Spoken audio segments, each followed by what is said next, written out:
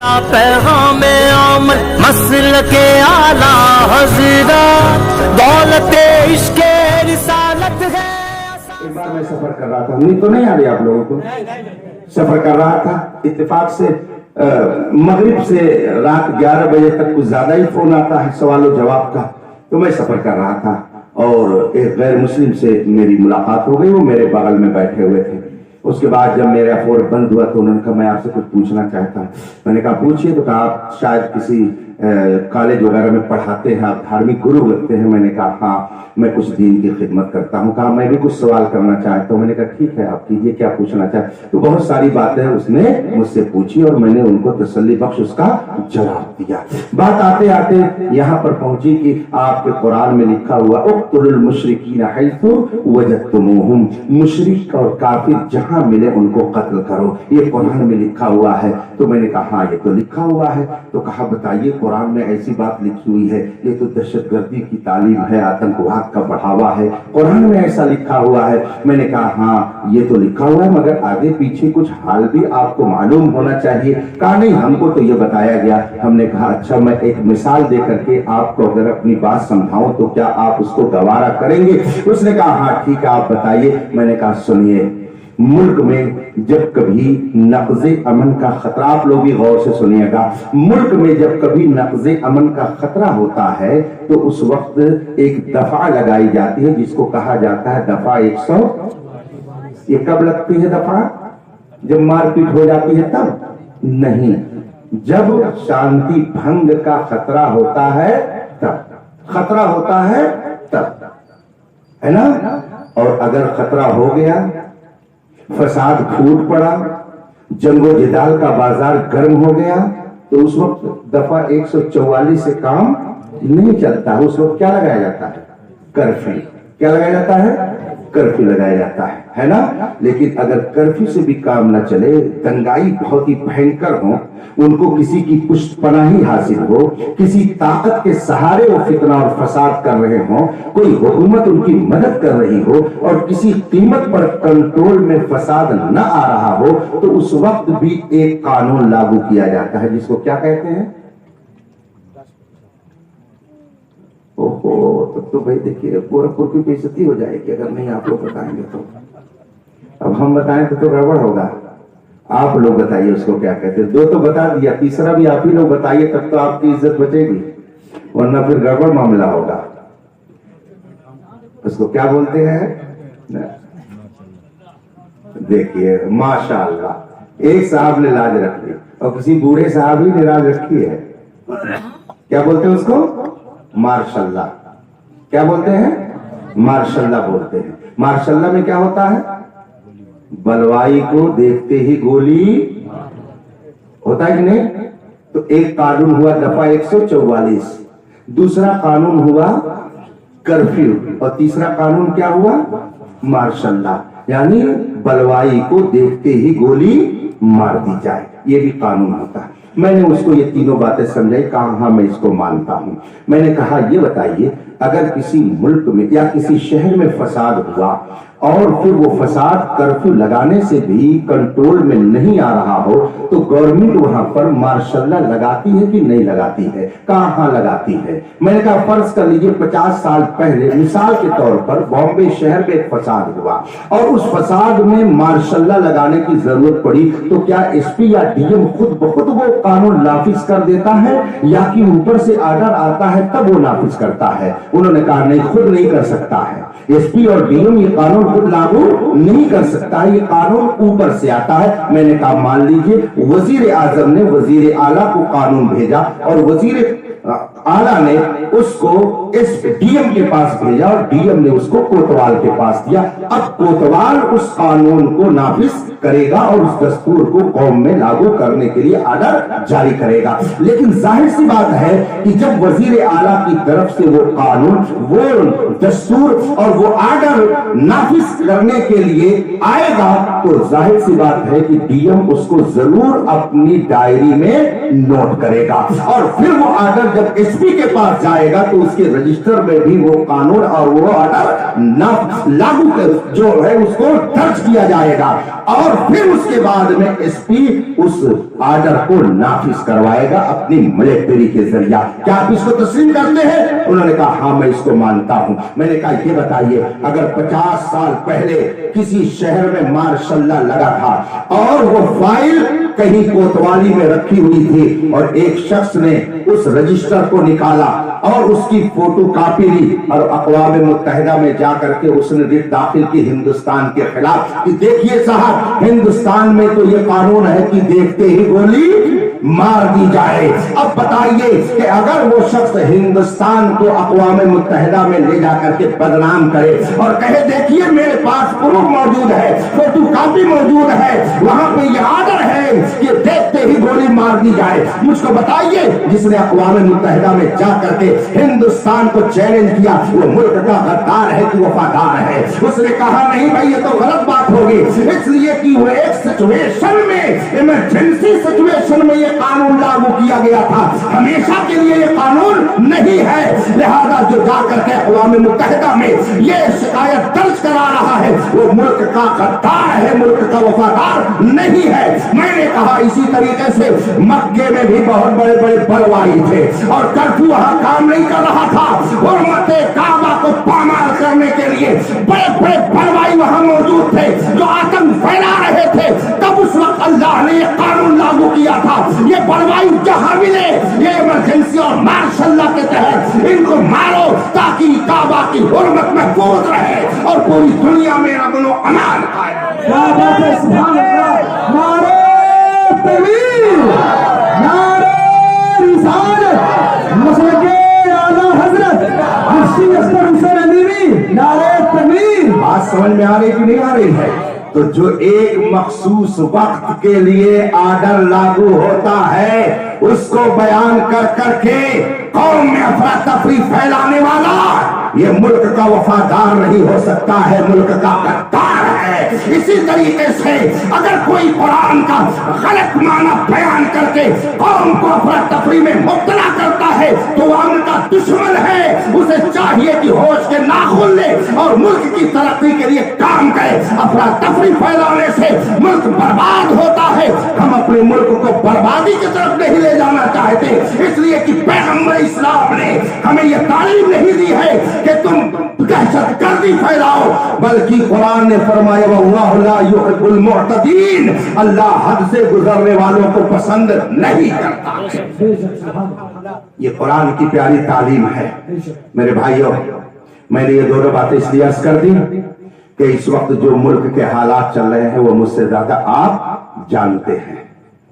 ان حالات میں آپ یہ سمجھیے کہ تعریف کیوں کی جاتی ہے اور توہین کیوں کی جاتی ہے. تعریف اس لیے کی جاتی ہے تاکہ لوگوں کے دل میں اس کی اہمیت بیٹھے. کیوں کی جاتی ہے؟ تاکہ لوگوں کے دل میں اس کی اہمیت. اور توہین کیوں کی جاتی ہے؟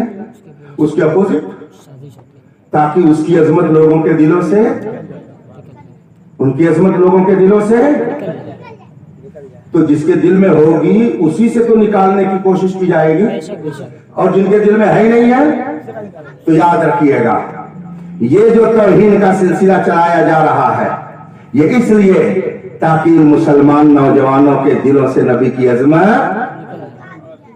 ڈاکٹر اقبال نے بہت پہلے کہا تھا فکر عرب کو دے کے فرنگی تخیلات, اسلام کو حجاز و یمن سے نکال دو.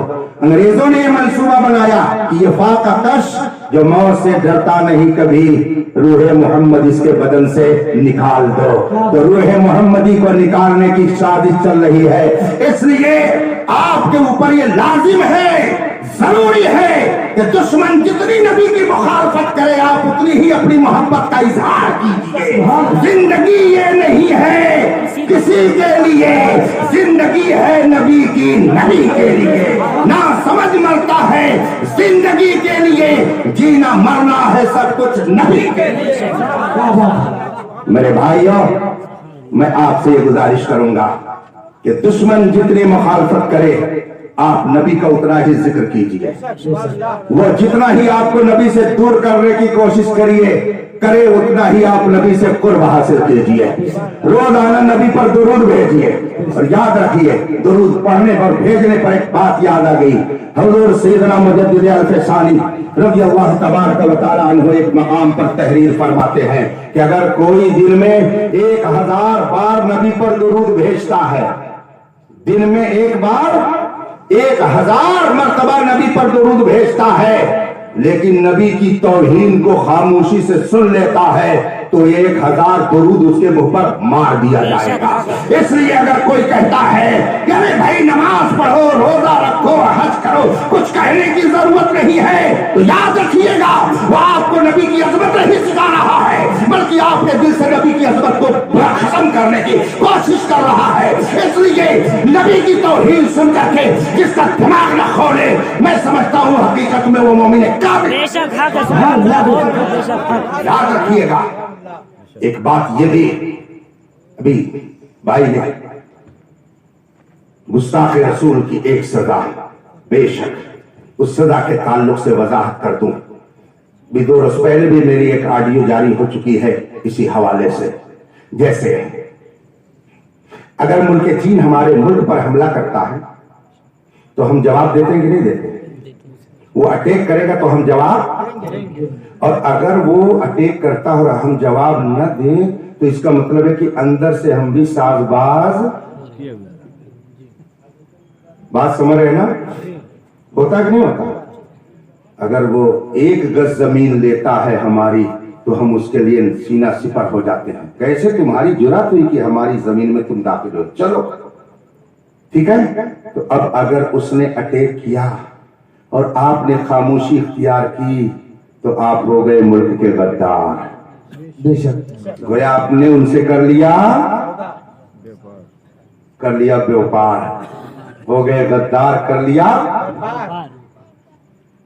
سمجھ رہے نا؟ بس ایسے ہی سمجھیے کہ جو نبی کا دشمن ہو، نبی کی گستاخی کرے، اس سے سمجھوتا کرنے والا نبی کا غدار ہوتا ہے. لیکن یہ بھی ہے کہ اگر سیکورٹی وہاں موجود ہے تو وہی جواب دے گی چین کے حملے کا. ہم جواب دینے، بات سمجھ آ رہی ہے نا؟ کون جائے گا جواب دینے؟ سپہ سالار اپنی فوج لے کر جائے گا. آرڈر کون جاری کرے گا؟ آپ نہیں. کون جاری کرے گا؟ Prime minister. اس کا مطلب یہ ہوا کہ ہر دہشت گردی کا جواب دیا جائے گا، لیکن ہر شخص جواب نہیں دیتا ہے. جواب کون دے گا؟ Prime minister. کس کے ذریعہ؟ اپنے کمانڈر ان چیف کے ذریعہ. اسی طریقے سے اسلام میں یہ سزا ضرور ہے کہ جو نبی کی گستاخی کرے گا اس کو واجب القتل کہا جائے گا. لیکن مسئلہ یہ ہے کہ اگر کوئی گستاخی کر رہا ہے تو پہلے اس کا مقدمہ جائے گا قاضی شریعت کے ہاں، اور قاضی شریعت ہوگا تو اس کا مطلب ہے کہ اسلامی حکومت ہوگی، بادشاہی اسلام ہوگا. بادشاہی اسلام اس سزا کو نافذ کرنے کا فرمان جاری کرے گا. تو یہ قانون کہ جو دشمن رسول ہو اس کا سر قلم کیا جائے گا، یہ قانون کون نافذ کرے گا؟ یہ ہم نہیں نافذ کریں گے، یہ نافذ کرے گا بادشاہ اسلام. اور کس کے ذریعہ؟ کورٹ کے ذریعہ، اسلامی کورٹ کے ذریعہ. اور جہاں اسلامی کورٹ نہ ہو ہم اور آپ اپنے طور پر یہ سزا نافذ نہیں کر سکتے ہیں. اب ہمارے لیے کیا حکم ہے کہ ہم جب سزا نافذ نہیں کر سکتے تو حکومت پر دباؤ ڈالیں کہ ایسے گستاخ کو تم منہ بند کرنے کا قانون بناؤ تاکہ آئندہ کوئی ایسی حرکت نہ کر سکے اور ملک کا امن و امان برباد نہ ہونے پائے. اس لیے آپ یہ کوشش کریں، آپ یہ کام کریں کہ جب کوئی نبی کی شان میں گستاخی کرے تو آپ یہ تو نہیں کر سکتے ہیں کہ اس کا سر قلم کر دے، اس لیے کہ یہ قانون ہاتھ میں لینا ہوگا اور قانون ہاتھ میں لینے کی اجازت نہیں ہے. تو کیا کریں گے؟ ہمارے بزرگوں نے ہم کو بتایا، ان سے کنارہ کش ہو جاؤ، ان کی باتیں نہ سنو، ان کے پاس نہ اٹھو بیٹھو، ان کا سوشل بائیکاٹ کر دو اور پھر گورنمنٹ پر تم دباؤ ڈالو کہ کسی طریقے سے اس کا منہ بند ہو اور آئندہ ایسی گستاخی نہ ہونے پائے. یہ اسلام کا دستور ہم کو مکمل طور پر کتابوں کے ذریعہ بتا دیا گیا ہے. آپ اس کو بھی اپنے ذہن میں رکھیں. اور جو لوگ نبی پاک صلی اللہ علیہ وسلم کی شان میں گستاخیاں کرتے ہیں وہ چاہے جس طبقے سے ہوں، چاہے جس طبقے سے ہوں، اگر میں ذرا سخت بات کہہ دوں تو یہ کہا جا سکتا ہے کہ اس کا رشتہ ضرور ولید ابن مغیرہ سے کسی نہ کسی طرح ضرور ملتا ہی ہوگا. کوئی صحیح النسب نبی کی شان میں گستاخی